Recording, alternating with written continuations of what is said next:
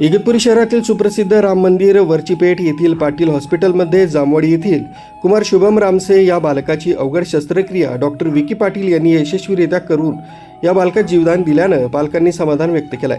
पालक प्रकाश रामसे यांनी आपलं मनोगत व्यक्त केलं। प्रकाश गुणाजी रामसे त्यांचा मुलगा आता व्यवस्थित आहे।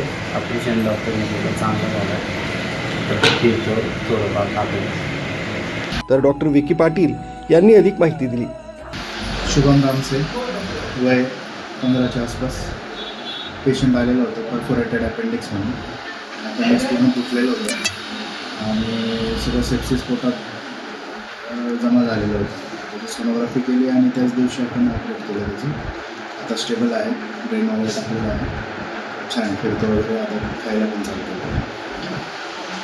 राजू देवळेकर, न्यूज 7 मराठी, इगतपुरी।